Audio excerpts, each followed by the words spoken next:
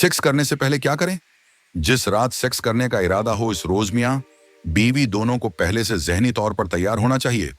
दोनों में से किसी एक का रात के प्रोग्राम से लाइल्म होना दूसरे के लिए कोफ्त का बास बन सकता है।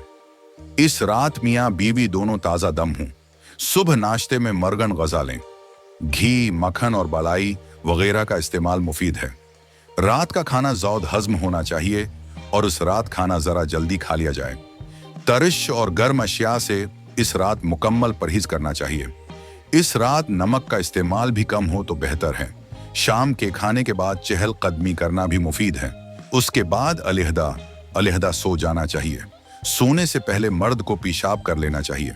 खाने के तकरीबन 4 घंटे बाद उठें। बीवी उठकर पेशाब वगैरह से फारिग हो ले ताकि फर्ज की गैर जरूरी रुतूबत खारिज होकर तंगी पैदा करे। उससे मर्द और औरत दोनों को सेक्स के दौरान ज्यादा लुत्फ मिल सकेगा। अगर औरत को जल्द इंजाल मकसूद हो तो वो पेशाब न करे। ताहिम मर्द को मुबाशरत से फौरी पहले पेशाब नहीं करना चाहिए, क्योंकि उससे शहवत और कुव्वत में कमी आ जाती है और इंजाल वक्त से पहले हो जाता है। अगर चारपाई की बजाय जमीन पर गदा बछाकर उस पर मुबाशरत की जाए तो न सिर्फ दोनों को ज्यादा लुत्फ और सुकून मिलेगा, बल्कि ऐसी मुबाशरत इस्तिक़रार हमल में भी मुफीद है। मुबाशरत से पहले बस्तर पर एक मोटा कपड़ा बछा लिया जाए ताकि फर्ज से बाहर बह निकलने वाली फालतू मनी बस्तर को खराब ना कर दे। इसी तरह मुबाशरत के बाद शर्मगाहों की सफाई के लिए पहले से अपने करीब एक साफ कपड़ा भी रख लें। बाकायदा मुबाशरत से पहले मियाँ बीवी का चंद मिनट के लिए एक दूसरे की जिस्म से खेलना दोनों में मोहब्बत पैदा करता है। पहले दोनों कपड़ों समेत एक दूसरे के जिस्म से अपने जिस्म को मसलें और कुछ देर बाद एक दूसरे के जिनसी आज़ा को हाथ से टटोलें और मुसल कर उसे लज्जत दें और खुद भी लुत्फ अंदोज हों। लिबास उतारने से पहले चंद मिनट का ये खेलना सिर्फ हुसूल लज्जत का एक अच्छा जरिया है, बल्कि इससे बीवी को मुबाशरत के लिए मुकम्मल तौर पर तैयार होने में भरपूर मदद मिलती है। ताहिम अगर मर्द सुरात इंजाल का शिकार हो तो उसे उस दौरान खास एहतियात की जरूरत होती है। मियाँ बीवी का जिनसी ताल्लुक कोई गुनाह नहीं, बल्कि सिद्का है। मुबाशरत, मुजामात, जमा, वती, हमबस्तरी, फरीजा जोजियत, वजीफा जोजियत, जिनसी मुलाप, मिलना, साथ सोना, मियाँ बीवी का ताल्लुक और उससे हासिल होने वाला सुकून, मोहब्बत और रहमत अल्लाह रब्बुल इज़्ज़त की निशानियों में से एक निशानी है, जिसका जिक्र कुरान मजीद में यूं आया है। तर्जुमा: और ये उसकी निशानियों में से है कि उसने तुम्हारे लिए तुम्हारी ही जिन्स से जोड़े पैदा करे ताकि तुम उनकी तरफ सुकून पाओ, और उसने तुम्हारे दरमियान मोहब्बत और रहमत पैदा कर दी।